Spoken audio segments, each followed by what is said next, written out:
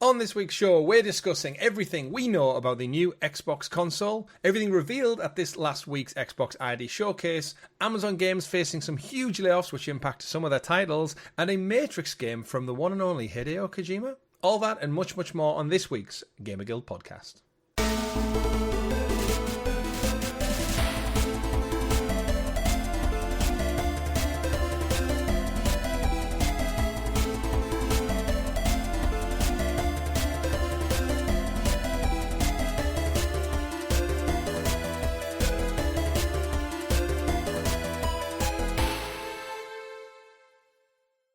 Good game, everyone, and welcome back to your weekly gaming podcast, the GamerGuild Podcast, where we get together and round up all of the week's video game news for your listening or viewing pleasure right here on youtube.com/GamerGuildTV and available up there in the digital clouds on your podcast platform of choice. Just search for the GamerGuild Podcast or GamerGuildTV and you will find us there every Monday, 8 a.m. when this show goes live. Your podcast players for the week are myself, Chris at Arcane Rogue, and the ever-present spooky one, fresh off of Halloween, the man of many pixels, Mr. Richie.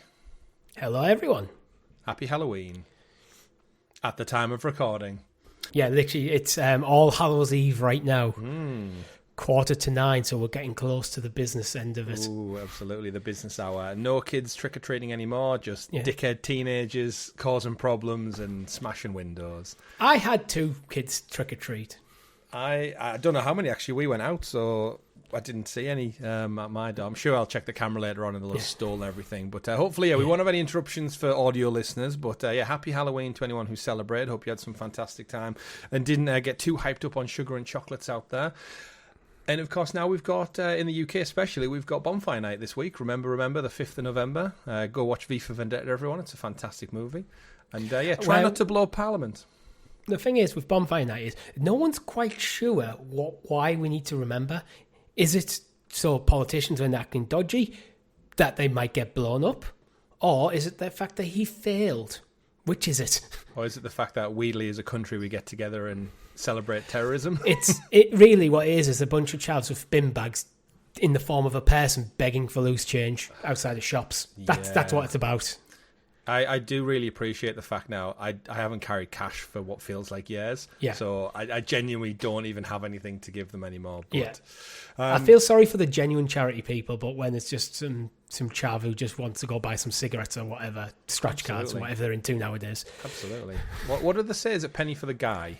Yeah, penny for the guy. It's supposed to be for charity, yeah. Well, speaking of penny for the guy, don't forget to like, subscribe, ring that bell so you're kept in the loop with all the great content we do here. And if you do want to donate or support the channel that extra little bit further, you can click join down below. We won't take any money and go buy sweets and chocolates. We'll invest it back into the channel. So do click join if you want some early access to some content, because we do have a great show lined up for you all. But specifically speaking of content, Richie, members right now have access to a exclusive playthrough that I've done this week as part of my What I've Been Playing section.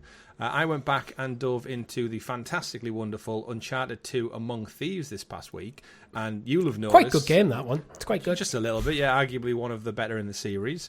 And you'll know because you get updates for our particular channel, but the yes, for the copyright strikes. Yeah, it's the theme tune, but the entire series is recorded. It's in the bag. I've completed it already. I'm quite well versed in that game now. I don't have to I can basically work my way through it probably without really even thinking. And I've had some time off this week, so I thought, I know I said on last week's show I'm a bit between games right now. There's nothing that I really want to do, so I thought let's jump into some comfort food, something that I know very, very well, and I know on the channel I've kind of committed to playing them all. So I thought, what better time? Jump in, get a few recordings. Not as long as I actually remember. I think I probably wrapped it up in 6-ish hours, all things said and done. Yeah, it's quite short if you just power through it, and because you're probably quite good at the game anyway and know exactly what you're doing. I mean, I wasn't treasure hunting. I did play on normal difficulty. Yeah. I didn't think crushing difficulty or brutal was really, really fitting for it, especially with the fight near the end. But thoroughly enjoyed it. Part 1 is available now for free feeds on YouTube, and members get early access to every episode a week early. So if you're interested in that series, go check it out. And if you're interested in Uncharted in general, I am playing through them chronologically. So we have Uncharted Golden Abyss, which is in the timeline of things, technically the first game, which is the PlayStation Vita exclusive. And then we've got Uncharted Drake's Fortune, which is the first entry in the whole series from Naughty Dog. And now we've got Uncharted 2 Among Thieves. So there's still 3, 4, and Lost Legacy to go. I need to borrow one of your Vitas and play Golden Abyss. I've said you can borrow my PlayStation Vita TV if you want to attempt to play it on the big screen with a DualShock. Or if you want the comfort of a handheld and not have to faff around with I think features. I want to play it as God intended. The PlayStation God, Naughty Dog. Naughty Dog backwards is God, remember? So Yeah. God intended. Yeah, there you go. Bring a new religion every single Monday.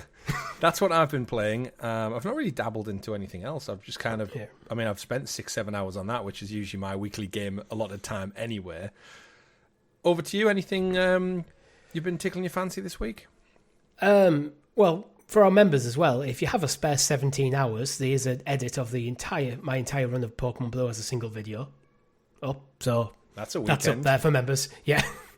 I was playing Dragon Quest XI last weekend. Mm-hmm.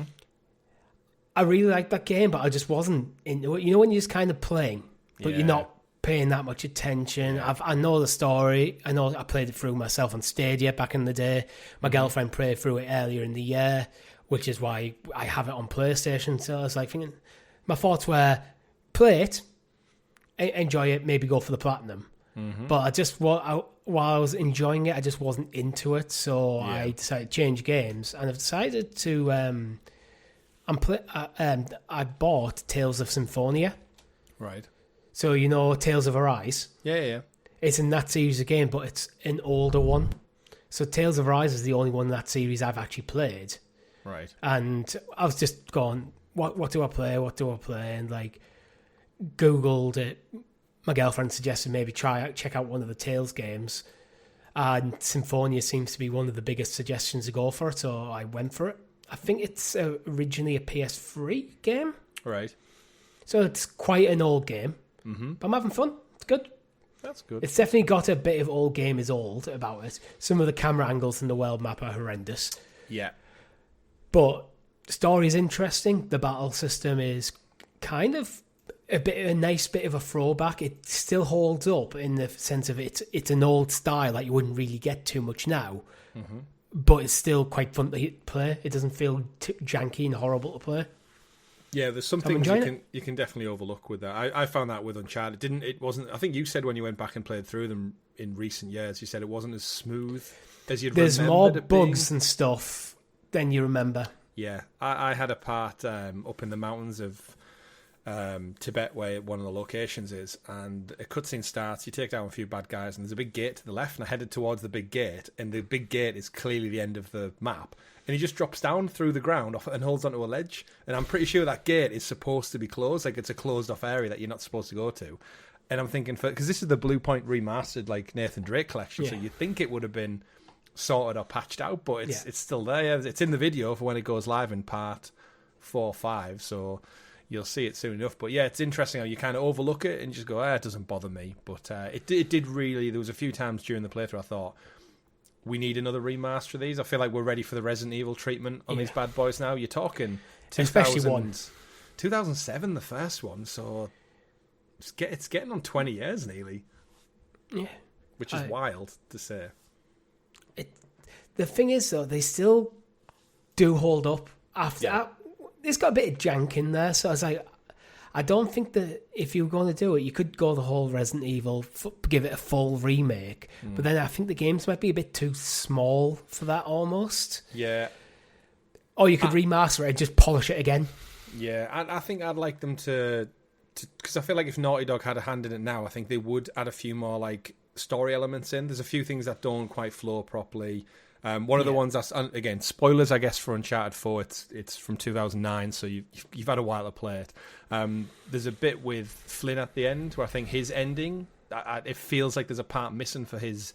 There's a decision he makes at the end of the game where Lazarevich has done something and he's like, oh, well, I guess this is what happens. And he does a certain act, and you think, like, at the end of it all, that wouldn't be what you do in his situation.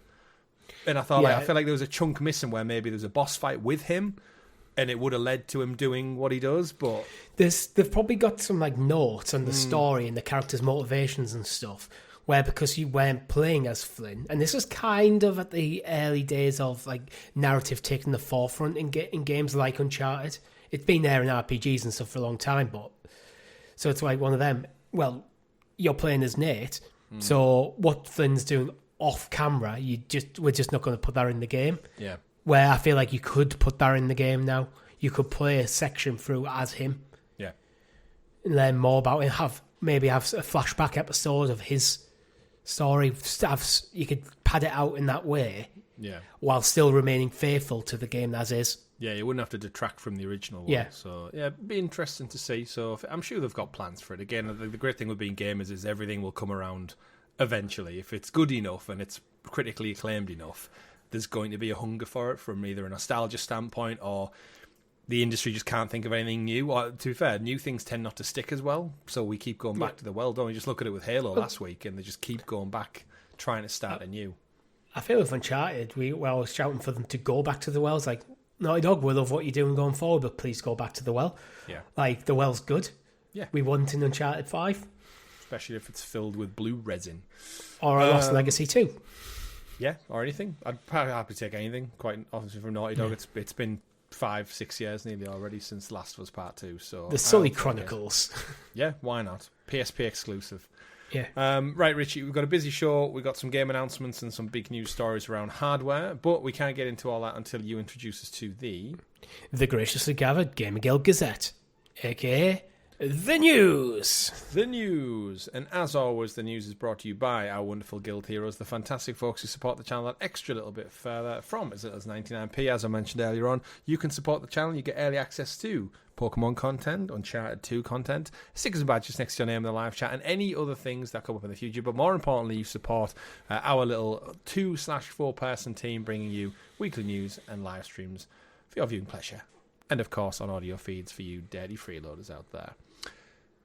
Top news story of the week comes from Microsoft and Xbox, because seemingly our entire news cycle is fueled by Xbox, whether it's them stepping on rakes in their own front garden or it's massive power plays of money being spent to reshape the industry. I feel like sometimes they put the rakes down and stand on it and go, who put this rake here? Yeah. And they go, hang on a minute, it's an Xbox branded rake. I know what I'll do. I'll put it right back on the ground where no one will possibly step on it again. Whack. Ow. This week, this is a huge Xbox report detailing ambitious next-gen consoles with free online play. Reading from the PureXbox.com news articles, chatter regarding Microsoft next-gen console has been on the rise recently, with multiple execs, including Xbox President Sarah Bond, coming out and actively talking about future plans of late. Now, though, Windows Central has put out a huge report giving us fresh details on crucial context of what will come from the next generation of Xbox. Reading into it, so I guess via Pure Xbox, via Windows Central, a lot of journalists in the games just kind of copy and paste from each other, don't they? A lot of one get the article, the others write the report on the article. One gets the scoop. Yeah. So reading from this is after the obviously successful launch of the ROG Xbox Ally. Regarding a home console, though, it's apparently going to feel less like a traditional Xbox and more like a PC.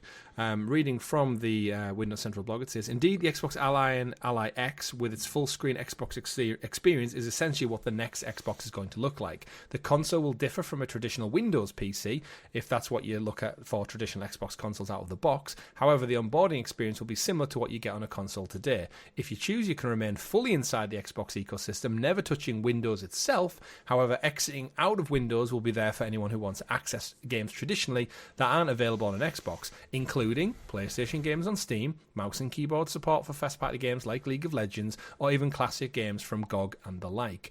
This is from Jez Corden as well, so quite a successful, reliable journalist, especially on the Xbox Windows front. He has the Xbox 2 podcast as well. He confirms news that the system will have full backwards compatibility with existing Xbox libraries, including the original Xbox, the 360, the One, and the current gen X and S series, and it'll work natively on Xbox's next machine. Current gen games are set to be boosted by new AI-powered technology, which includes super resolution and next gen framing. The kind of big news here is they're aiming for a rumoured 2027 launch, and I think we kind of knew this was coming, Richie, but we never really thought they'd go, I guess, not all out, but again, you and me have only just had our first physical Xbox was the Series S, and I think it's great. I do think the UI is quite weak when comparing it to the PlayStation or the minimal simplisticness of the Switch. It's messy.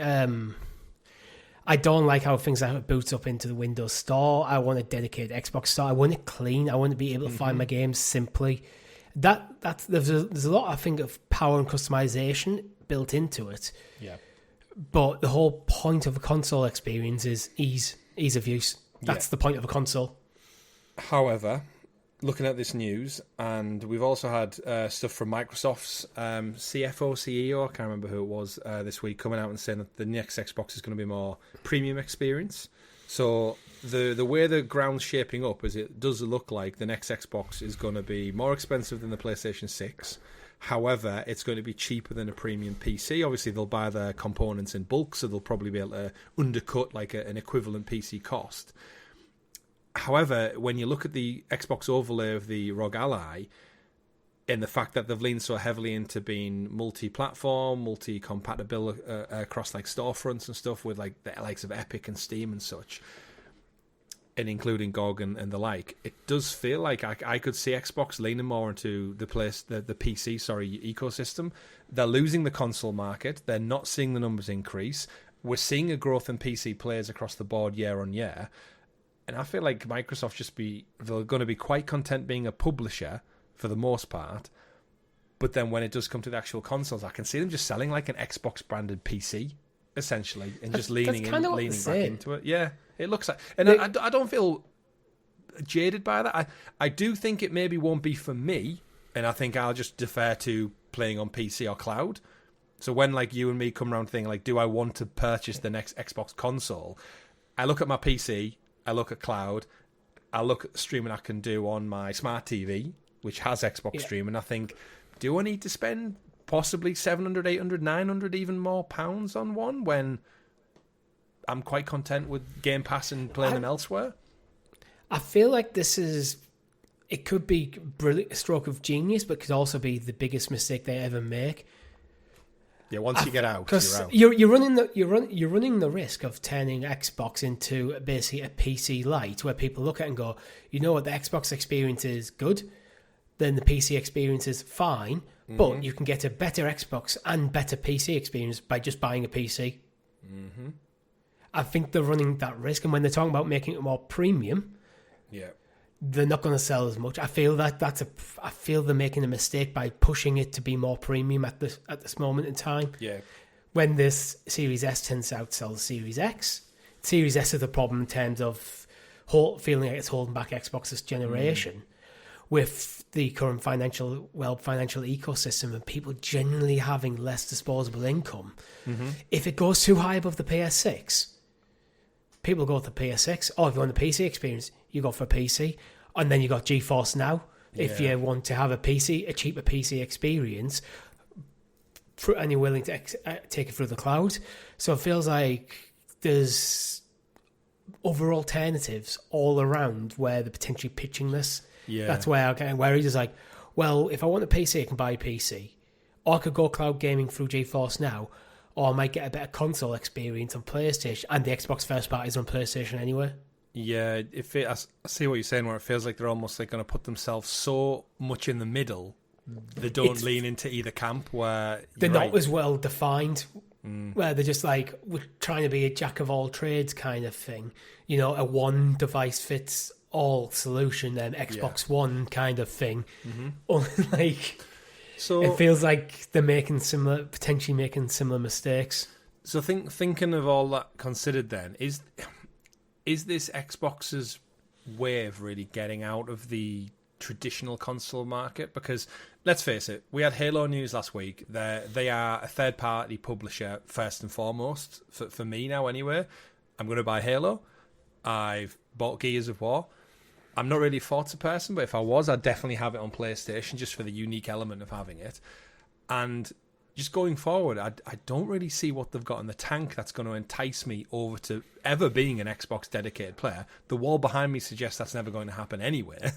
But as we've heard in recent reports, is PlayStation are looking to make the PS6 cheaper than the PS5. and they're not going to go for a massive graphical upheave. It's going to be more like a PS5 Pro almost.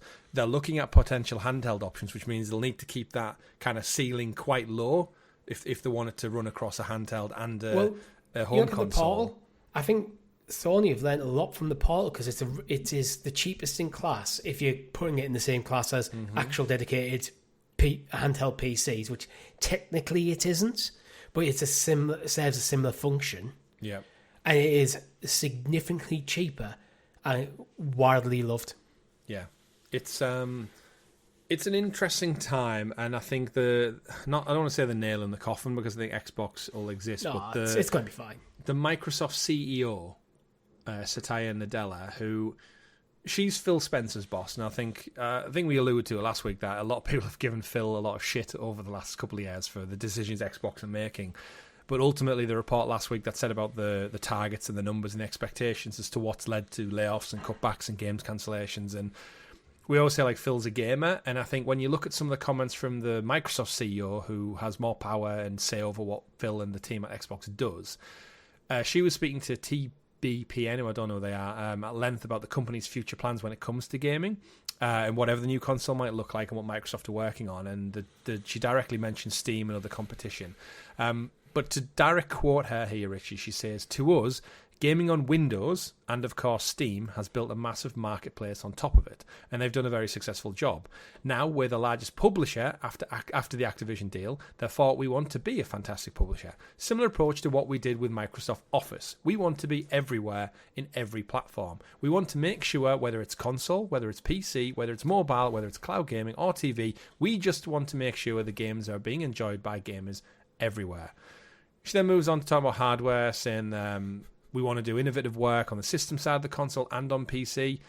And people think about it as a console PC as two different things. But we've built consoles and we've built better PCs. Then they want to revisit some of that traditional and conventional wisdom. Which, if your top dog is talking on that front, I don't think Phil can... The whole argument of like keeping things exclusive, keeping players on Xbox... I think that's gone. It's so far down the road now that there's no going... Like, once Master Chief rocks up on PlayStation next year, there is no putting that genie back in the bottle. It's the Game Pass problem. As soon as Game Pass came around, everyone, that's amazing value for money. And it's been probably a problem for Microsoft. Probably not a problem for Xbox. Because Xbox is still a profitable company. Oh, yeah. It's just not profitable enough, for we talked about this last week, where Microsoft's got this arbitrary 30% performance target on like profit. Yeah. Xbox is seemingly not profitable enough for Microsoft, so they're getting with the Activision deal. They've lost. It seems like I think they've lost a bit of autonomy because Microsoft invested a lot into Xbox to get that deal over the line. Yeah. And Microsoft investors want to see a return on that. And then it just puts Xbox in a difficult situation where I feel like if they stayed the course that they were on at the start of this generation, got the games out that they were bringing out, kept adding value to Game Pass, maybe got out the device I really want, which is a green portal basically, and then kept that ticking over, I feel they'd end up being in a stronger position going into the next generation. I feel they're making some late generation changes which are weakening them before the launch of the next generation. Yeah. It feels like a bit of self-sabotage going on. I mean, the whole Game Pass price thing, wasn't it? And then the hardware price thing is like... Yeah. You're just pissing off your existing fan base and a year ahead of asking them to pay hundreds for the next console. And things like Redfall and stuff were so disappointing at the first half of the generation. And it felt like finally Xbox are starting to deliver. But we still haven't had some big titles like Fable and stuff that have been promised for years come out. Yeah, absolutely. It feels like they were starting to get these like cadence of great games coming out. Oblivion, Shadow Drop did really well. Gears, basically almost Shadow Drop, did quite well. It felt like they were starting to get going, and now they're just going, we're just going to sour our reputation with gamers. Yeah. Or in a year and a half, we're going to launch the next console. And we're like, well, but by this point, with like, people are still going to be pissed at you and go, I'm just going to see what Sony are doing because your games are going to be there anyway. Yeah. They've had a great year. Again, like I've probably played more Xbox games in the last year than I have ever in history, and I don't have a problem with them. But we're clued in enough to be aware of like the micro dynamics of the industry and sales and their overall performance. Like if I talk to someone on the high street who just sees Xbox as a promotion, like they don't know how good or bad it's doing. They're just like, oh, it's the next Xbox. So like they have a marketing beat that could absolutely like ride the wave of like Christmas or something or price or success, but without the exclusivity elements, I do wonder sometimes.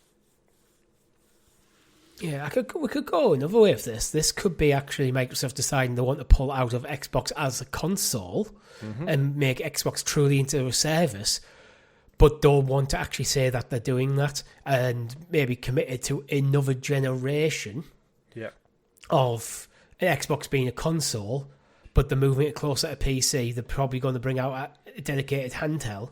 So you're going to have a handheld and a PC, and actually, when you look at that as is Xbox actually a console? You've got a handheld PC and a basic PC with a console installation on it. Is Xbox then, does next generation after that, does the PC thing disappear and Xbox is just a handheld PC? Or is this the plan? Yeah, although we've seen it with ROG, with Asus. Doubling down, and meanwhile they're doubling down on their efforts as a publisher. Do you think there's a world to take where that, really cement themselves as the number one publisher while they phase out Xbox? It could happen. It could. Do you think there's a world where we see a console not manufactured by Microsoft, like Asus or Razer or whoever comes in and just goes, you know what, we'll make it on your behalf. We'll eat all the costs of production and distribution, and you just publish the games and the brand, essentially. Like they did with the Ally. Yeah, like if it's just a PC, then is it no different to giving it to Dell or insert random PC company here? I wouldn't have thought so, because I think consoles typically are a loss leader.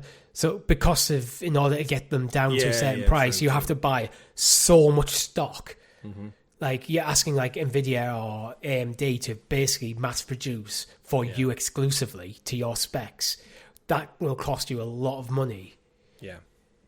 So I'm not sure they'll be wanting to do a third party. Well, if it's not a console anymore and it's just a PC, it depending on how component designed it is internally, is just a case of buying a tower chassis that looks like an Xbox and filling it with a top-end PC with parts bought en masse, so they should be cheaper. Like it's again, there's so many intricate details that we don't know about.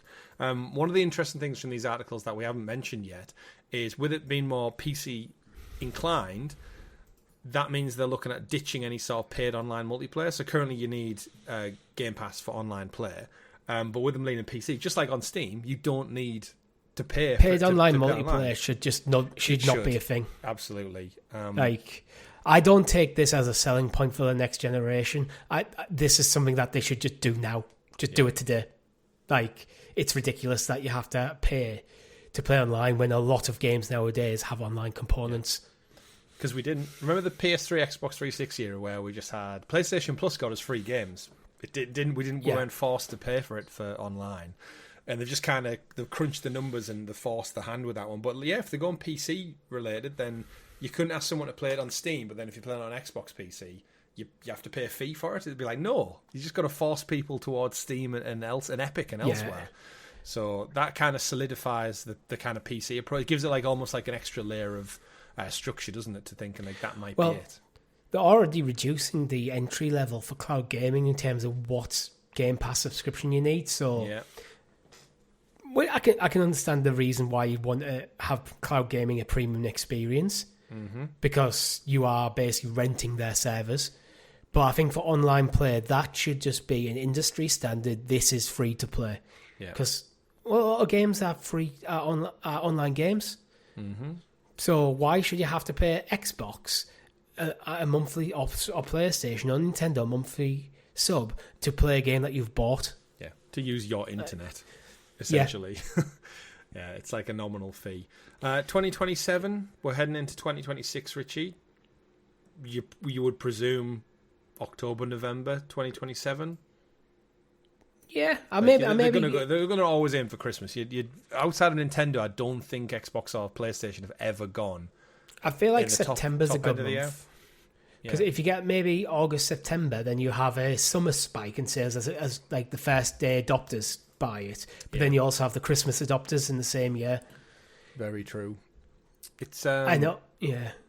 It's just weird thinking ahead that this generation is winding down. Because I look at my PS5. It feels like it should be winding up. It just goes back to like studios really only put out a game every 5 years. Like, I know we joke about talking about Uncharted. Like, Naughty Dog put out 3 Uncharted games on the PS3 and The Last of Us, 4 AAA quality games in the PS3 life cycle. They've so far done nothing on PS5. I struggle to make a reasonable tech or consumer reason why we need another generation of consoles now. I can see the business sense if sales are starting to plateau. Yeah. But from a consumer sense, like, well, the Xbox Series X and the PlayStation 5 are amazing pieces of hardware. Yeah. Yes, they're not as good as a gaming PC, but they're never intended to be. Mm-hmm. There's some amazing games coming on, some of the best games that have ever been produced on these consoles. Yeah. Personally, I don't need another one. We needed another Switch. The Switch felt really dated. You look at things like some of the Pokemon games, even things like Tears of the Kingdom was stuttery a bit. You could feel the hardware not being as good as it could be. Yeah. I don't get that with PlayStation or Xbox.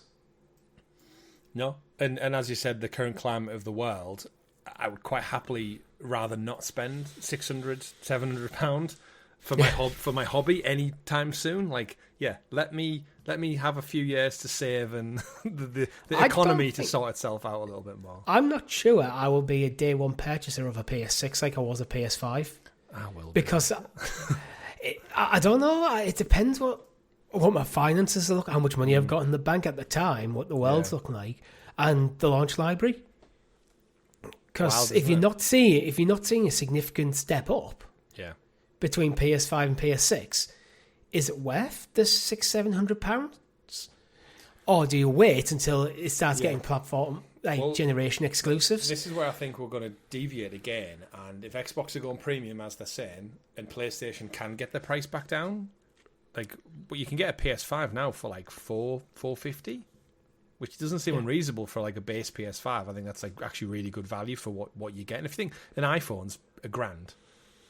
I'd much rather have a PS5 and a cheaper phone than a top-end iPhone and no PS5. But yeah, if they can nail that price point, I think we might live in a world where Xbox is PC, Switch is your handheld option, and PlayStation for a little bit more money gets you your home console. And competition's dead, unfortunately. I think they all play in such different ballparks now that there is no direct competition. Like Nintendo give up on AAA top lifelike graphics a long time ago, and it served them no problem whatsoever. So why does PlayStation keep pushing these like every granular molecule and detail and facial sweat and particle physics and ray tracers? Because it sells millions of copies. But do you think a lesser model would it doesn't damage the Switch that much for being inferior? Yeah, but I think if you look at Nintendo's first-party lineup, they do suit a cartoonier aesthetic quite easier. Even Zelda, which you could go more realistic, it's flirted with all sorts of art styles over the years. Sony, with some of the stuff that we've loved over the years, do have that hyper realism, even in fantasy settings and stuff. I feel like they are better suited to keeping doing that. Otherwise, you get games that feel a bit lesser. Yeah, but I do wonder if it's a generational thing, because again, we talk about the generation coming through now who've known they're like huge successful, like their only gaming thing is in like the Fortnite world where it's like cell shaded kind of cartoon look, or it's Apex Legends, or it's Overwatch, and they're not pushing really the boundaries of like visual fidelity. But you never know, their tastes may change as they get older. As happened to us, like we're less likely to play multiplayer games because it's a lot harder as you get older to get people to play games regularly. I was going to go with like just physical ability to play, but there's that as well. We've all had changes in our taste in games over the years. Like I used to be massive into World of Warcraft for a period of my life, and then I don't think I'd go anywhere near an MMO nowadays. It's like you get these massive changes in what your tastes are. Maybe when we're retired and we have time on our hands again, we'll go back to it. But less of the hardware talk. Let's move the show on a little bit to our next story of the week. As I mentioned at the top of the show, Xbox had its yearly Xbox Indie Showcase, which is the aptly titled ID at Xbox Showcase, and we got a few game reveals. These are some indie titles, so they're never too crazy or too drastic, but we have got a couple of updates for some games. I don't want to go through them in chronological order because there are, with indies, they tend to be like lesser known, maybe less popular, maybe they just don't really hold that much value to them. I want to start probably with Darkwood 2, Richie. This was the one that initially came from... the reason it stood out for me anyway in the showcase was anyone who was with us with the Google Stadia days will remember that Darkwood was one of the Stadia Pro titles once upon a time. It's the kind of top-down horror survival game. Do you have a little bit more info on it, Richie, while I get the trailer up for folks? So reading the blurb, take a look at the announcement. This is reading from IGN's YouTube channel. Take a look at the announcement trailer for Darkwood 2, a top-down horror game survival game. A top-down horror game survival game developed by Hooded Horse, Ice Pick Lodge, and Acid Wizard Studios. Can you see why I tripped over that a bit? Yeah. Players will explore a dying sea to secure resources and establish a safe shelter while waiting for morning light to ease the danger. Darkwood 2 is coming soon to Xbox Game Pass, as well as PC via Steam and the Microsoft Store. Yeah. So this one, the reason this one stood out for me is there's a few like little details, and obviously it's a sequel, Darkwood, one we've seen a little bit of. If you've ever played Dead Nation or the original Helldivers, it's got that kind of like top-down aesthetic. Anyone who played like a twin-stick shooter, and this one obviously has the unique twist that it's like Resident Evil style almost, like with the horror tinge to it. They have changed developers. I think it's Acid Wizard Studio, the ones who own the IP and made the first game. This one has actually been handed off to Ice Pick Lodge and Hooded Horse. So they didn't make the first game. They've just kind of licensed it out to another indie company to make the sequel. But yeah, when you look at the gameplay, it just reminds me of like Alien Nation, Dead Nation, where you're going to go from zone to zone, fight zombies, fight thingy, and you're kind of obstructed by like tree branches and going inside buildings. But it's quite an interesting premise, and I think from an indie game, I like it. I like the vibe. Yeah, and it's the first game I think was 2014, so it's 11 years in the making. Shows how long it takes you to make games nowadays. Yeah, there's not many of them at all. Yeah. Where would you like to jump to next, Richie, out of the list of games? Don't Nod is bringing a sci-fi horror game to Game Pass called Aphelion. Yeah, Aphelion. We saw this one at, I want to say it was the Xbox Showcase.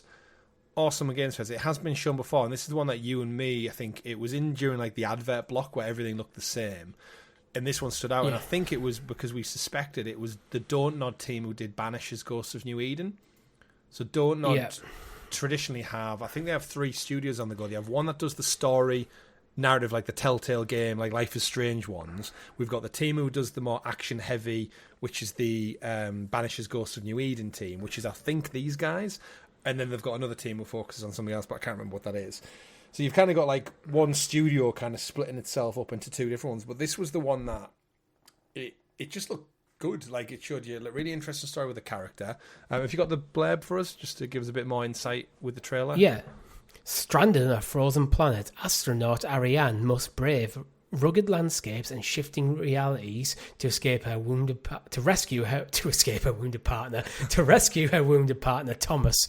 Watch the tense new Aphelion trailer for this upcoming action-packed sci-fi adventure that blends exploration, traversal, and tense stealth gameplay.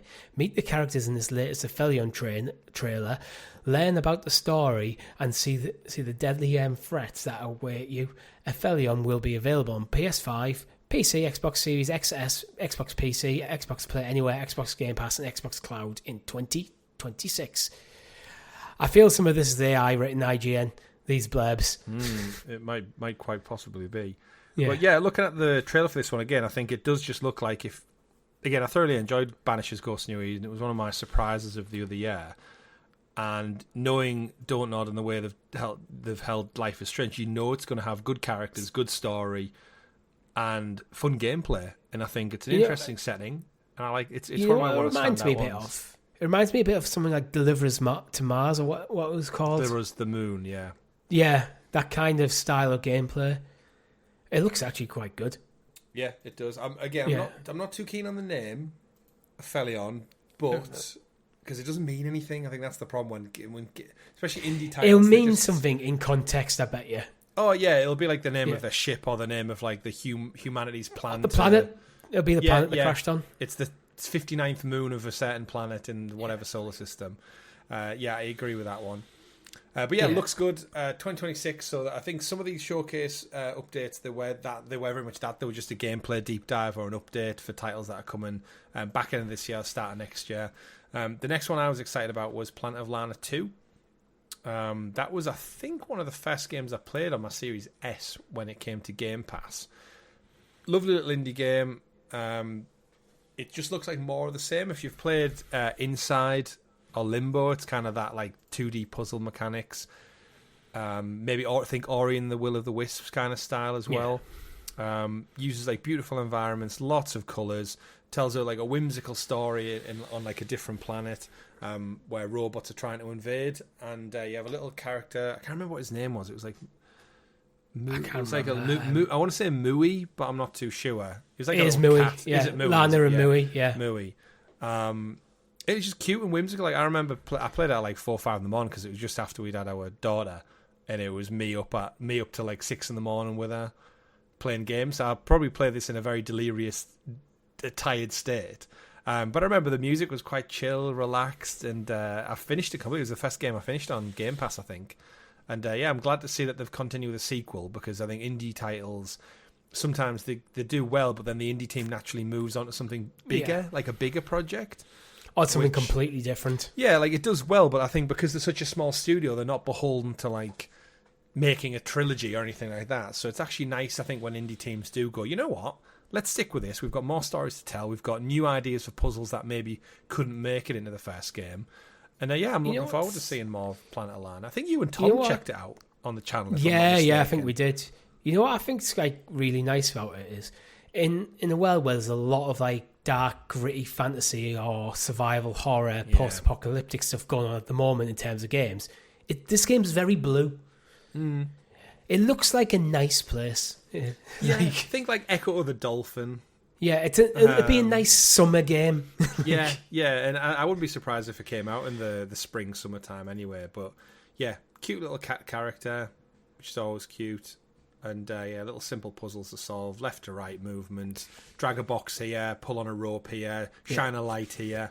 I felt, didn't you have to use Mui to sit on some switches and stuff, do things, then you move, then you summon them back and do stuff like that? Yeah, keeps your brain active, and it looks like they're going to take us to the next level with this one, so very interested to see it. And coming to Xbox Game Pass as well, so it's another title that we know is coming, because they said at Xbox, they say there was like 72 titles coming to Game Pass next year, more than ever before, so that's an interesting sounds about right. Where do you want to jump to next, Richie? What have we got? Ooh, I think we should talk about Sledding Game. Sledding Game, purely because I love the title of it. Right, tell us about Sledding Game. So Sledding Game, hit the slopes and get a fresh look at Sledding Game in this latest trailer for the upcoming game about sledding and hanging out with friends. Learn about ragdoll physics gameplay, relaxing mini-games, and more from Sledding Game ahead of its launch on PC, Xbox Series XS, and Xbox PC. It's also coming day one with Game Pass. To be honest, it's just purely the name that gets me. It's like it's such a like kind of throwback to like the NES, where you just have things like football or tennis. Golf. Just tennis. It's Sledding Game. Yeah. It's a party game where you sled down mountains with ragdoll physics, crazy stuff happening. It looks fun. I think Gang It's Beasts not going to be. It's not going to be a good game, but it's going to be a fun game. Not Gang Beasts. You can even stop off for a hot cocoa, maybe go fishing. Yeah, it's not Gang Beasts. Fishing gets and everything. Fall Guys meets like SSS Tricky or Cool Borders or something like that.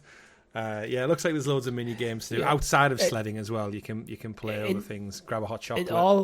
In all honesty, I think they should, if they could, take another year or two, really polish it, expand on what they're doing, and I think there could be an actual something that is a bit more than what's unfortunately probably going to be shovelware in there, because it looks like there's fun to be had, but it feels like the game's not going to have any kind of legs. I think it can go either way, where it's going to have enough like whimsical jank that it's going to be quite endearing, and it's going to be almost like become a meme type game where people stream it and play it because of how daft and simple it is. I don't feel the characters are going to be iconic enough from when you see the stuff they do just kind of look a bit generic. It's stuff like that I feel like they could probably do with a bit more time to really get it pop. Because if you think of Fall Guys, the designs jumps out at you straight away. Yeah. Okay. But I think there's fun to be had in it. Yeah, absolutely. Completely agree. Other ones, probably only one I really want touched on. We did mention Gang Beasts and Fall Guys there. They have another game coming called Task Time, which is coming in 2026. Task Time, seemingly, after the deep dive, it's an upcoming game show-inspired competitive party game where 8 friends dive headfirst into 6 rounds of unpredictable tasks and physics-fueled chaos. So again, think Gang Beasts, Fall Guys, to finish top of the leaderboard. But the difference with this one is it's first person. So it seems like it's like a Jackbox party from those devs, which... I'm getting some slight Among Us vibes, but first person... without probably maybe not with like the murder mystery slint to it. Yeah, everyone seems to be a colourful shape dropped into a fun, colourful playground with a timer and some kind of task to complete. And it says there's leaderboards, so between Gang Beasts and Fall Guys, I think they've definitely got the sauce to make something fun and engaging. Similar to the sledding one for you, though, I think if it misses its launch window and doesn't capture its audience, I think this one could just fizzle out and... Yeah, it has the potential to be a bit of a cult streamer success. Mm-hmm. Or if it doesn't have that kind of fun engagement and you're not getting the streamers who get day one to see what it's about, having them kind of big reaction moments and seeing good numbers in the streams, I think it's dead in the water. Yeah, it's got definitely tasks like everyone use a selfie stick. Everyone play a classic 90s handheld device. And you have to kind of run around the world and grab something, do something, push something. It's one of those things where I don't think it's for us, but I do think if it gets that zeitgeist, I could see a bunch of like 12-year-olds going, have you seen this daft game? Let's all jump on tonight. It's free on Game Pass. We don't have to ask our parents to buy it. And they just run around being idiots together and having, like you would in the playground, play daft games, set people on fire, spray paint on each other, like do all like the daft simple things. And yeah, I could see it... could see it going well. The last one I probably want to look at for this particular segment, Richie, because it was just an indie showcase. Yeah. Similar to your sledging game, Egging On. This game is literally about a hard-boiled egg. Face the challenge of being a real fragile, real-life egg. Escape the henhouse, jump and roll, and climb your way through a farm, shop, a factory, and other perilous environments with some determination just to reach your freedom. Egging On is coming to Game Pass, PlayStation, Steam. November this year, so this is one of the ones where it was like quite a recent update. It's coming out next week. But it's kind of like Squirrel with a Gun and Untitled Goose Game. It's got that kind of vibe where it's like, you're an egg. Life is bread. That's probably the nearest real life example I can think of. Like, you're a slice of bread. You are an egg. I am bread. I am bread. I am egg. Yeah. Get around the world. Graphically, it actually looks better than the 3 games we just spoke about. It does, yeah. But you're an egg. There's some up close shots to some farm animals that don't look great, admittedly. But in general, I think it looks pretty decent. But you know what? It's going to be quite hard. Because boiled. eggs aren't perfectly... Yeah, hard boiled. Eggs aren't perfectly round, so I feel it's going to like play awkwardly a bit. Mm-hmm. I mean... You know, the rugby ball situation where if you drop a ball, you have no idea where it's going to bounce. Yeah. You're going to get some of that going on, that chaos. Yeah, I do like it. If you think about how many people have just really enjoyed the Baby Steps game that just came out, I think for streamers, the humour is fucking up. And dropping, cracking yourself, splitting yourself open, falling into a frying pan by accident, being eaten by another chicken, like all those fragile things that could come with being an egg. I think it'd be a good laugh. Yeah. Any other ones you really want to pick out? A lot of them are like updates. We got updates for like the Invincibles 3v3 game, Daisy Badlands DLC, Vampire Survivors is getting more stuff. 33 Immortals has got some update DLC, but aside from that... Yeah.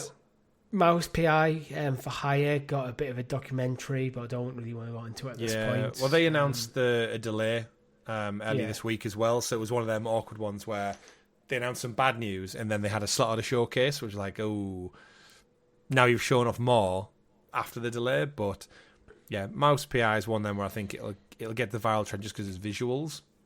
You know what? I think it's quite a nice varied showcase, actually. Everything seems to have different art styles, different styles of gameplay. Some of them he plays an egg, some of them he goes sledding.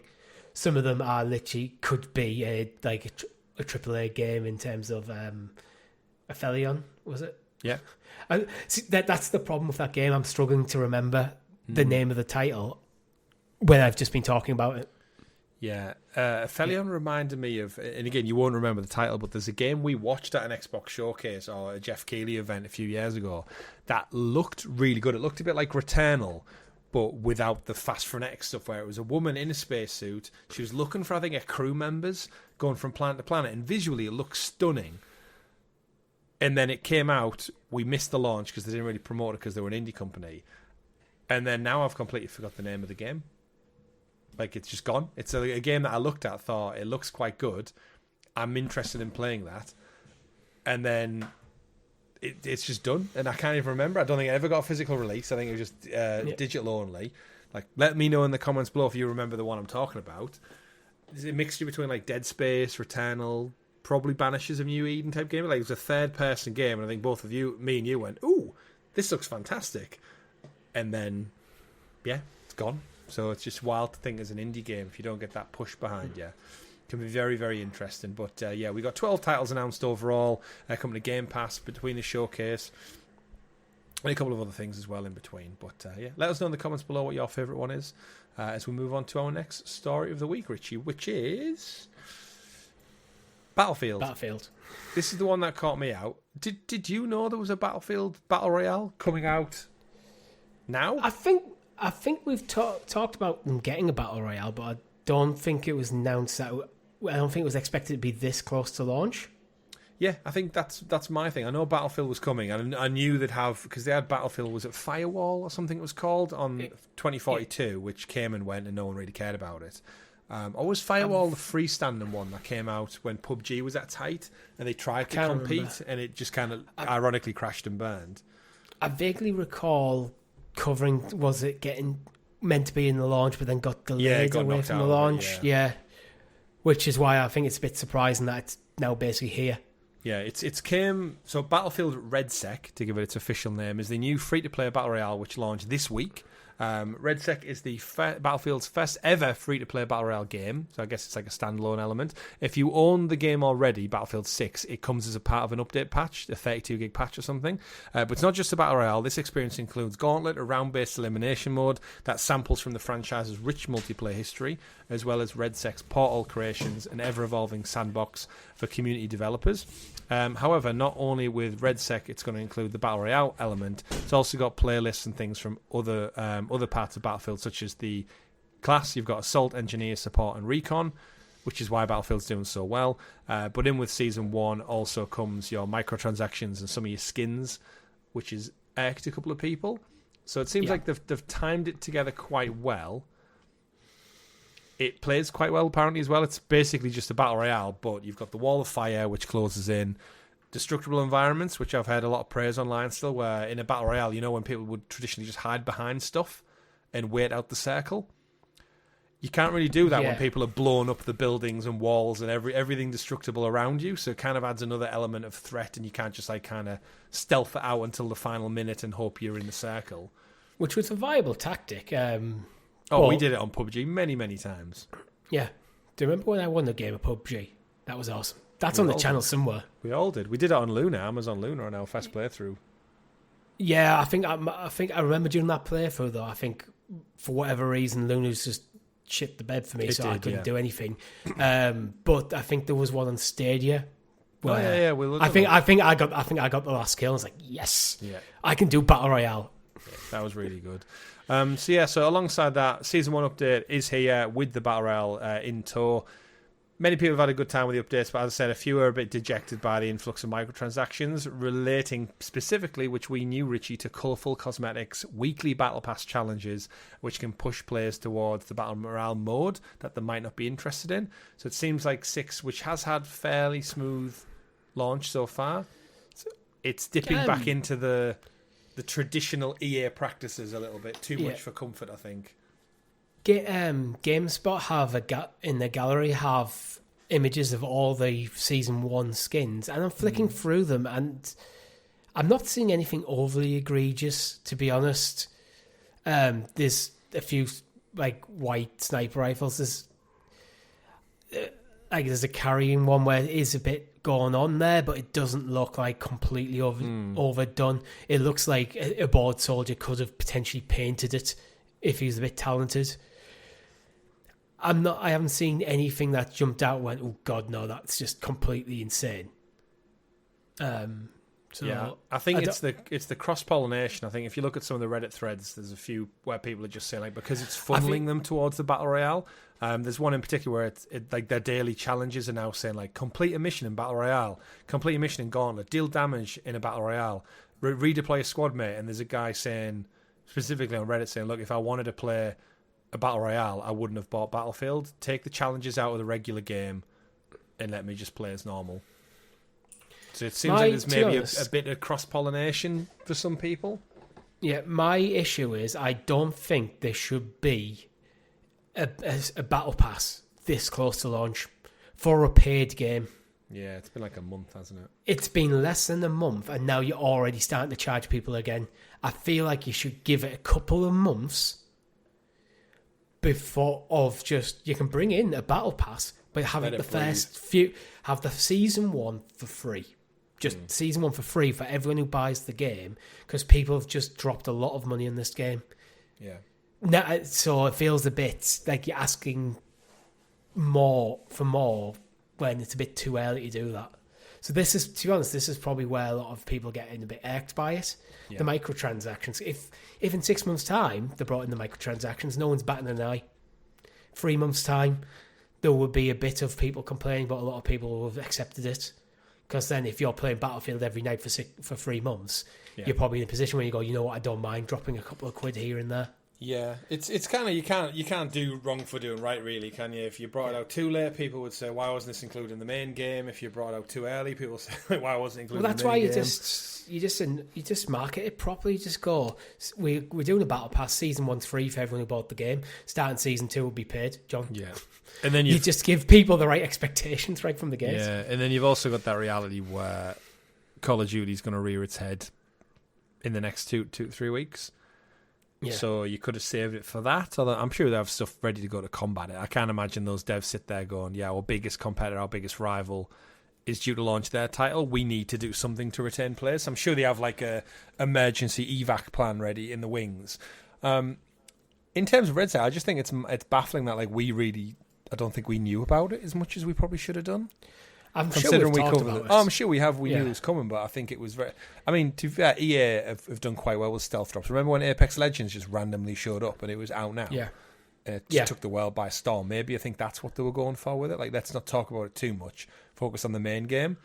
And then be like, hey, everyone, hey, world, here's a free Battle Royale. And if you've already got Battlefield, you get extra perks. I'd be interested to check this one out, actually. If we have a slot for a stream, it's free. We haven't played Battlefield since 2042.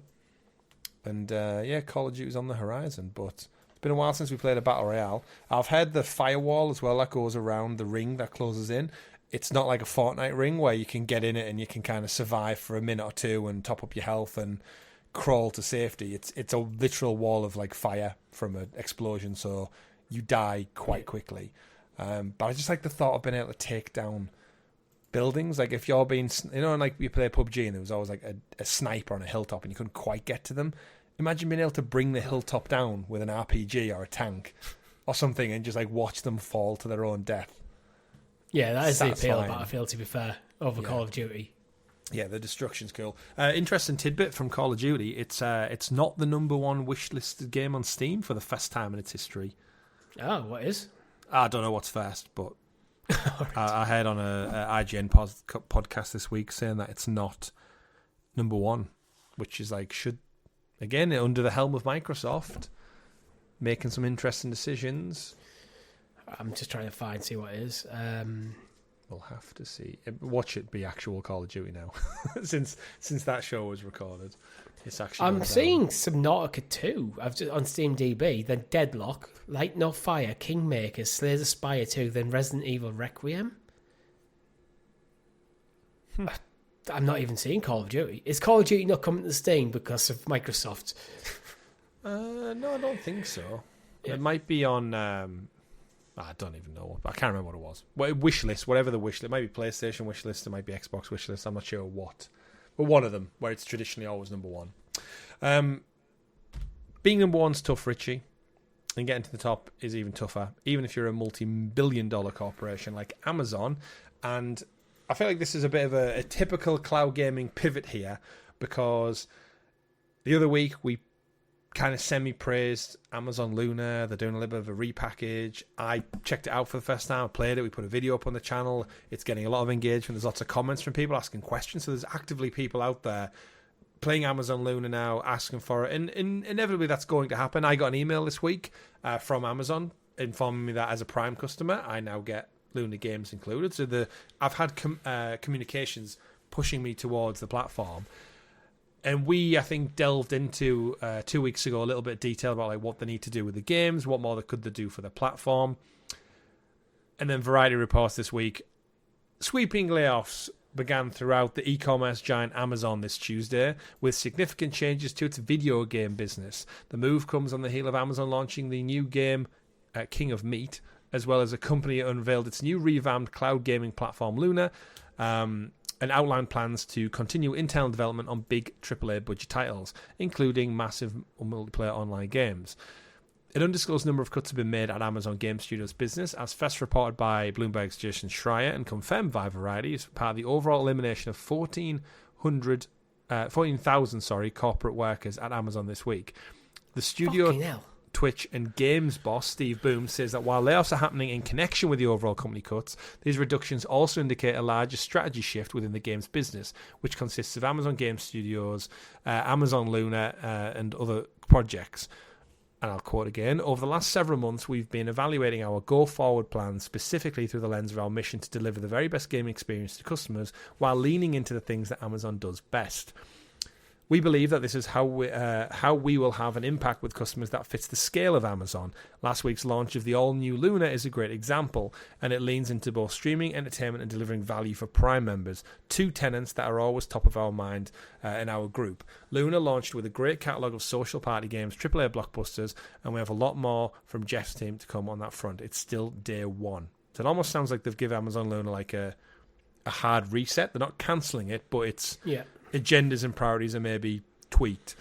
Boom then goes on to say we've taken a critical look at the evolving dynamics of the games industry and competitive landscape. While we're proud of our success in first-party AAA development and publishing, we've made the difficult decision to halt a significant amount of our first-party development work, specifically around MMOs within the Amazon Game Studios family, including role reductions at our studios in Irving and San Diego, as well as our central publishing team. And then they go on to basically say they're continuing to work with Crystal Dynamics on the Tomb Raider title.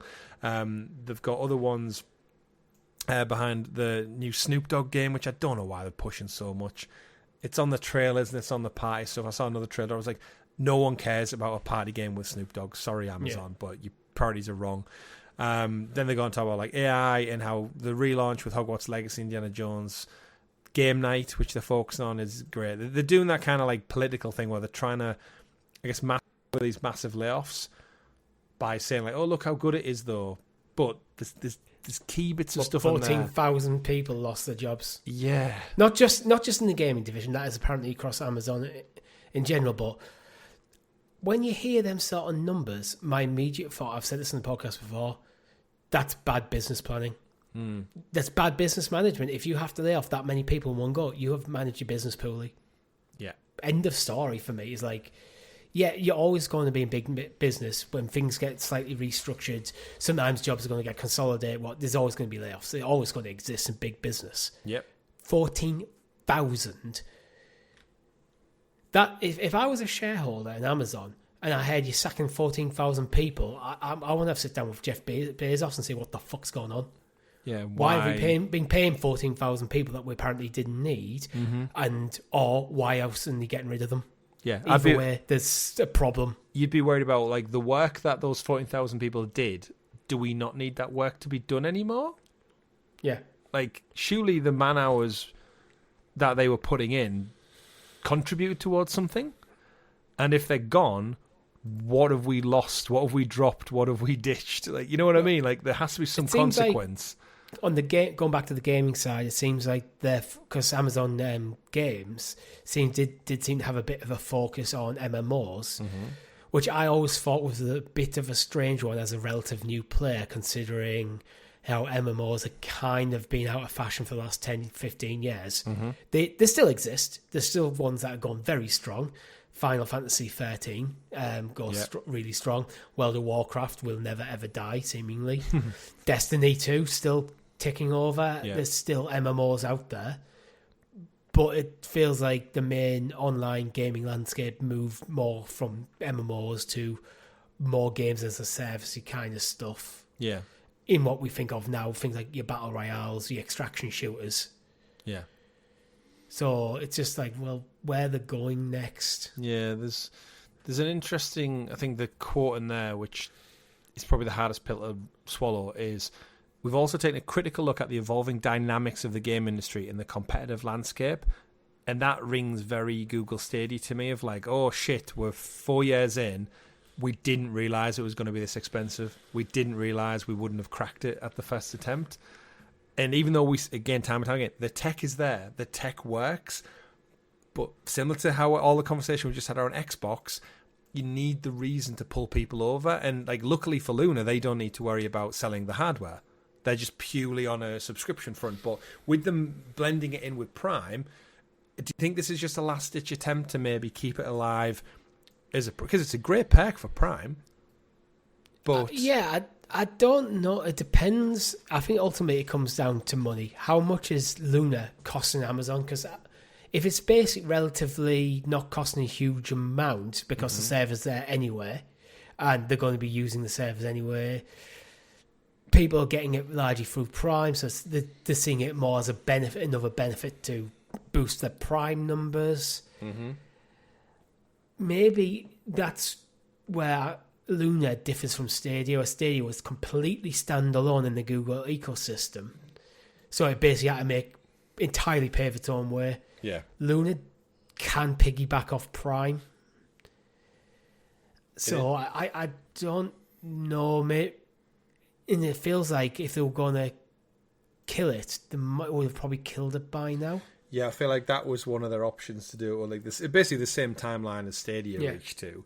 But I think you're right in saying Amazon's like just the logistics of Amazon. I think functions very different to Google. I think Google behind the scenes seemingly had more things going for them, but then I think over time, when you compare it to like Prime and their TV slate, I think Amazon in general just is more in the entertainment business already. Like, yes, Google has YouTube, which is the biggest thing on the planet, but in terms of just like different mediums like logistics, delivery, physical logistics, entertainment with their Prime and their TV, it's like if Google or Netflix, for example, it could have worked out a little bit different. They would have had IP to lean on. They would have had like creative minds already working there.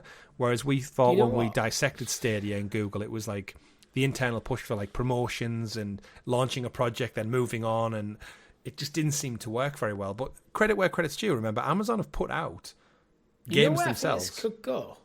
I think this might go down the more Netflix games model.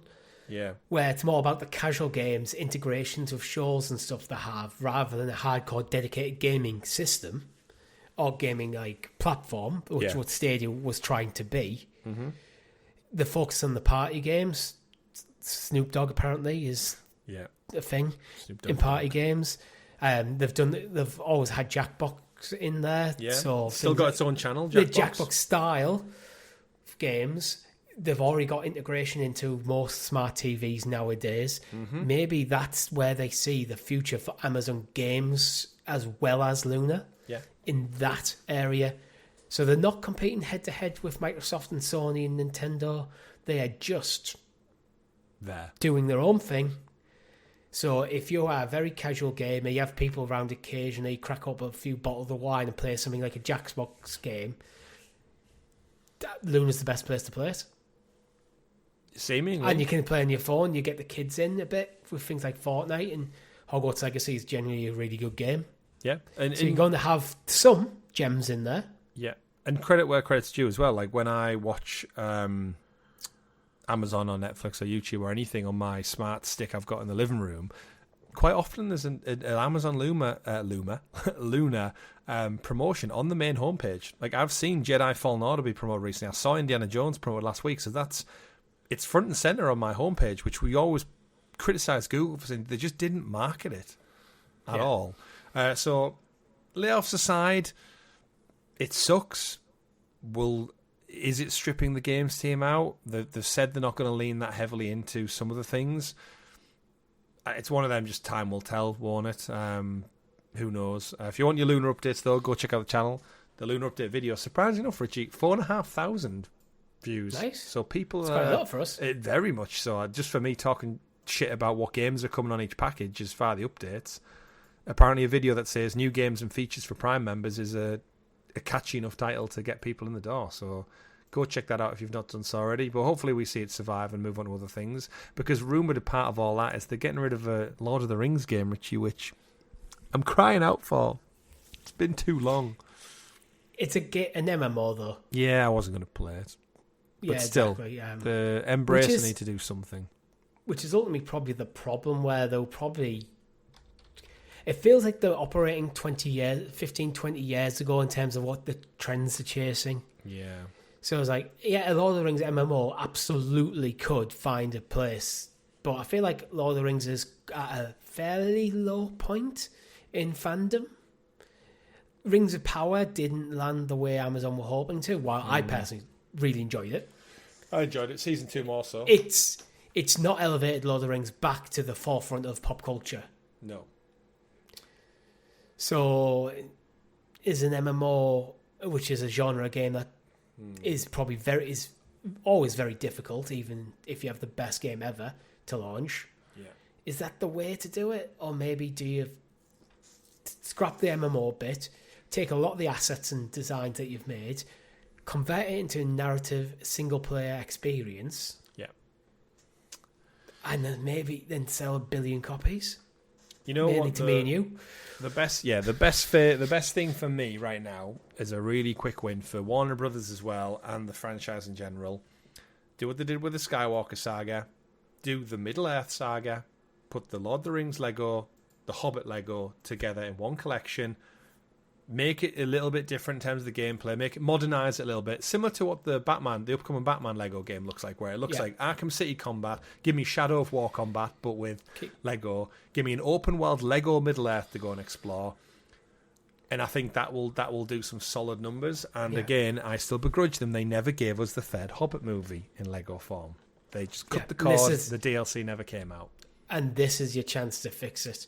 And you know what you do? You don't make the Hobbit part of the game 3 games. You make it one. One game. That's all it should be. It's one game. Then you've got the Lord of the Rings. You got the Fellowship. There's another game. You got 2 Towers, and you got Return of the King, and then you bow out. Yeah. So it's like 4 games in one. Yeah. Perfect. Writes itself. Yeah. Stop trying to do all these MMO crazy stuff. Just give us the movies in playable form, like the EA games of old. Speaking of games of old, though, we've got some new titles coming to PlayStation Plus for November. They've been revealed as Stray, which is a lovely little quaint game I think you and me have a really good soft spot for. Yeah, really good game. It's the cat game, as people know it. It's a third-person cat game. You go through neon-lit cities in the decaying cyber city, murky environments, meet some robot people, solve some puzzles, but it's just, fun all around. EA Sports World Rally Championship 24, so you're a bit out of date with that one, but it's there for the 2024 season, career mode and whatnot. Tab's Totally Accurate Battle Simulator, which had a really good push on PC, where you could basically just drop in all sorts of characters, like 1,000 archers versus 1,000 foot soldiers, and see who would win. Maybe throw an elephant or a giant skeleton in there, see who would win. Fun. And okay month. I think a bit weak. I always think when you throw a sports game in there from that's a year out of date already, you're like, but actually, now I'm saying it out loud, wasn't Stray a PlayStation Plus launch game anyway? Like I'm sure we both had it because it was streamable on cloud as well because we did a Cloud Fest look. Yeah, it might have been. I can't remember whether it was a PlayStation Plus game or a discount or. It's in my library. It's in mine as well. Yeah. I'm trying to see if there is a WRC 25 or 24 is the last game. Well, it's something to do with Codemasters, isn't it? And the way they were bought out by EA, and then they kind of shut down some of the studios. I vaguely recall did they just choose not to continue it after 24 was already in the dock, so they launched it. Now I'm saying it out loud. Part of me thinks the rights got sold to the Embracer Group to do something with, specifically for World Rally Championship. But correct me in the chat if I'm wrong. Either way, Stray is the standout for me. If you've not played Stray before, it's probably a really just fun 3-hour chilling experience. Chilled experience, not chilling experience. That makes it sound spooky and horrified. If you want to have a fun bit of content that we've made on the channel, Richie, we did a speedrun race of each other. Both of us played it. Yeah. I think that was a really fun bit of content to do. Like we do it's the entire game split screen, so it's value for money for you, considering it's free. Yeah, 2-player split screen. PlayStation Plus monthly games. Last few news stories for the week. We've got Ark Raiders has launched across Steam, breaking records for the extraction shooter genre. So Ark Raiders was the one from Embark Studios that actually you and me were really impressed with when we looked at the gameplay. And I can't remember who makes it. We'd said at the time it looked, I think it came out with a trailer the same time as Concord did. And the same time we saw a couple of like 70s, 80s themed spacey things. However, this one stood out specifically. But I can't, who make it. Yeah, but I can't remember what they've played that both of us looked at it and went, that's why it looks so good. Because we've played one of their previous games, I'm sure. Either way, in the opening hour, it's attracted over 130,000 concurrent players itself, which is an impressive figure for a new IP. It beats out other Steam releases. There's the penny drop for Richie. No, finish your point now. It's set to launch fully on 15th of November, so this is still just like the early launch for people who've bought, I think, the deluxe edition or something. Previews are out now. It's simply put, it's a third-person extraction shooter. It's a factory that mass produces tense moment by its own nature, according here. Intense anxiety, high stakes, devastating losses, rapturous victories, pulling back. It's a game of gradual self-refinement, both of your inventory resources, your character's abilities, and likewise what you're known for. So typical shooter stuff. Who was it with? It's Embark, but was Embark founded by a bunch of ex-Battlefield, Star Wars Battlefront devs? That sounds right. Yeah, that sounds really right. Because it might not be, but I remember looking at the movement and the animation. God, that reminds me of Battlefront. Key people, history. I'm trying to look at their Wikipedia page, see what Ark Raiders was one I was actually initially really interested in, but when I realised there's going to be things like an extraction shooter and not a single player experience, I lost interest. Yeah, that's it. So many of the founding members previously worked at EA/DICE. So they are former Star Wars Battlefront devs and Battlefield devs as well. So that's why I think visually and just the way it played is very much like if you looked at something from Bungie, you're like the shooting just looks on point. Because they've got heritage there. Few other ones. Animal Crossing New Horizons springs back to life next year with a Switch 2 edition, which I think stands out more so because this was one of the biggest games on the planet, and then Nintendo, outside of the initial run of content, seemingly just dropped it and forgot about it. And we've not had anything since. There's been no other entries in the series. We've had other Zelda games come and go, Mario games, and then Animal Crossing. Nintendo do DLC, but I don't think the 100 never feel like they're 100% into DLC. It feels like DLC is something they occasionally dabble with. So I don't feel like when Animal Crossing came out, they probably had a DLC roadmap, where most games nowadays launch with a DLC roadmap, and they've already started working on it. Yeah. Where it came out, and it got bigger than anyone expected it to be because COVID. Yeah, absolutely. Yeah. Yeah. Animal Crossing, it's got a free update. It's come with some more content, including a Lego collaboration as well, which is always fun. Ever interested in playing this? I always think this is a game, like a cozy game that I think I would enjoy, but there'd be that itch at the back of my mind which would tell me you could be playing something more, I guess, I don't know, intense or story driven, or for like the type of game I am, I'd enjoy it, but like I'd probably play it with the wife and I'd be having fun. But you can't help but just be like, I'd rather be playing something that had more story or more action, or, you know what I mean? They've introduced Joy-Con controls and better graphics. Some of the comparisons are quite laughable in the trailer. They show you like Switch to Switch 2. It's like minimal. Again, the visual fidelity of the game anyway isn't really pushing the boundaries. But you do laugh when Nintendo go, look how much better it is, and it's not. I'd say the biggest upgrade for Animal Crossing is probably the Switch 2 exclusive features, like the Game Talk stuff in there. Which, for a social game, that is actually a good feature. Mouse controls, I think, it essentially makes it like a PC game now. I'm not sure I'd use mouse controls in that game anyway, but I think it is probably things like the fact that you can basically have an in-game chat going with potentially webcam stuff. Yeah. So if this was like this in COVID, it would be even bigger than it is now, because you wouldn't have to use Zoom as well as playing Animal Crossing. You could just do it all in one. Yeah, I'd be interested. And that's where you end up having your business meetings in Animal Crossing. Yeah, I mean, Gary Whitta did a whole podcast interviewing celebrities and other famous people in the game. Literally, he was getting it. He got some big names in that as well. What was it called? In game, Animal Talking. So wild. Didn't he do a Fall Guys one as well? Yeah, he did Fall Guys, just random, but it seems to work. Animal Crossing, New Horizons coming. I'm sure we'll see a new game maybe in the next 2 or 3 years. Surely they're not going to give it such a long cycle, but it's Nintendo. Who the fuck knows? Yeah, who knows? Who really, really knows? And then the final one, I guess, of the week, or the final 2 quick ones of the week. Hideo Kojima was approached by the Wachowskis, who are famous for The Matrix, and asked about him making a title for them. This is reports swelling that the Wachowski sisters, which it took me years to realise it was actually 2 sisters who made it. I just thought it was the Wachowski brothers for some reason. There were ones. What? There were ones. Were there?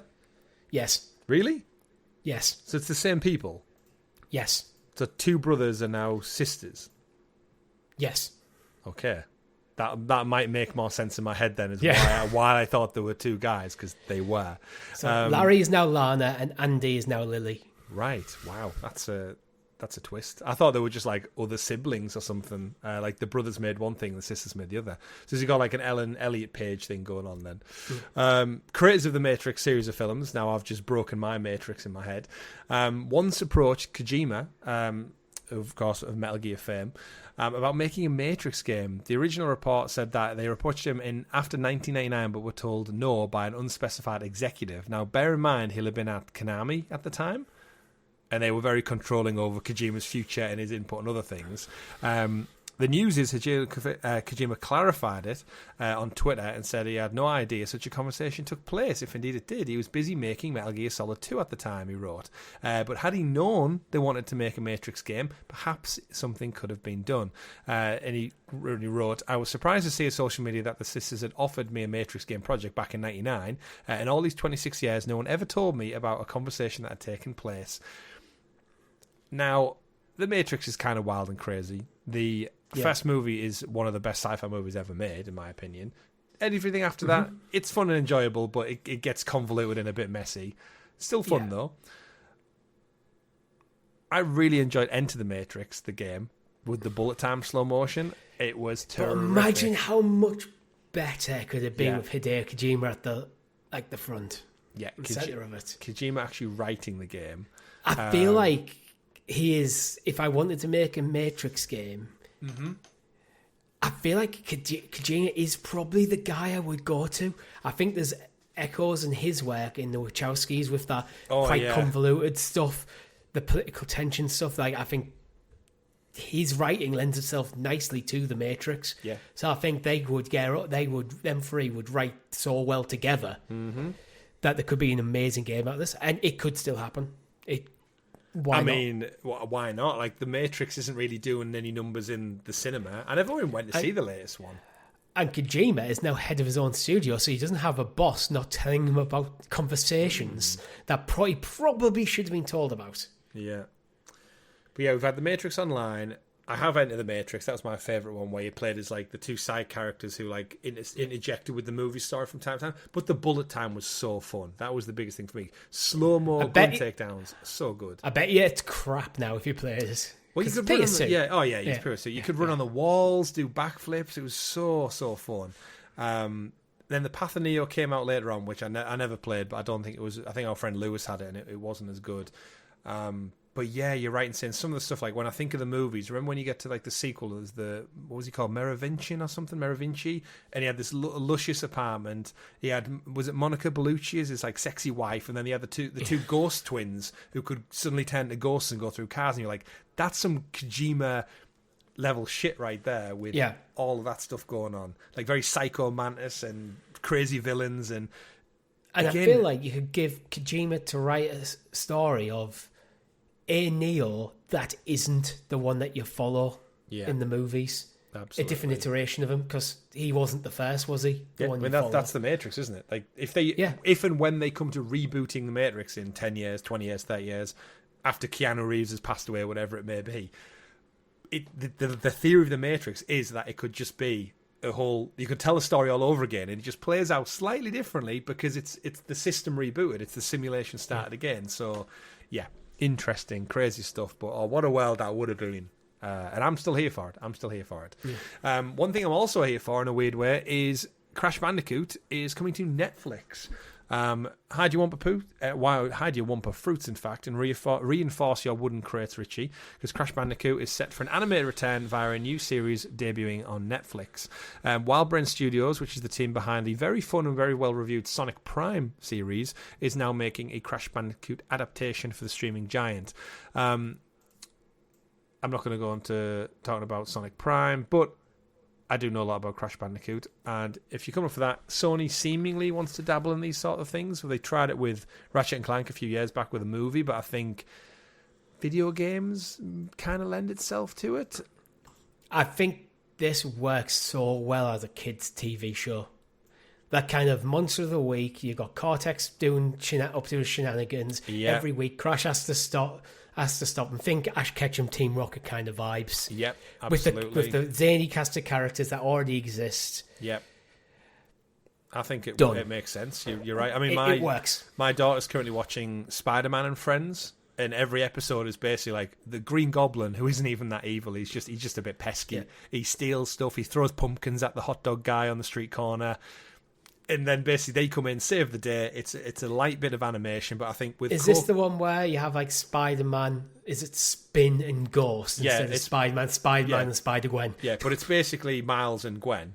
They're the two. Yeah. But I guess for kids, they give them like fun, wacky names instead of calling. I get why, because Miles is Spider-Man, Gwen is Spider-Man, Peter's Spider-Man. You can't call them all Spider-Man. Yeah.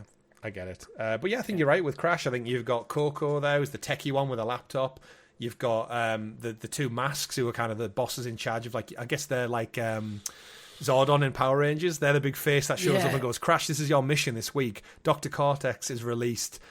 Tiny Tiger in some ancient ruins. Maybe include a bit of time travel so you can get around like they do in the games. Yeah. And then, I think he's got his catchphrases, his noises, and he's got his spin attacks like Sonic does. You can just do every series loosely based off one of the games. Like the loose plot of the series based off one of the games. And then you've probably got, about 5, 6 seasons worth of content? Yeah, I think so. Half-hour episodes, maybe 20 episodes. Not every episode, because it's a kid's show, has to actually push the story in a major way. Mm-hmm. So you've got the environments. Just look at the levels. Like...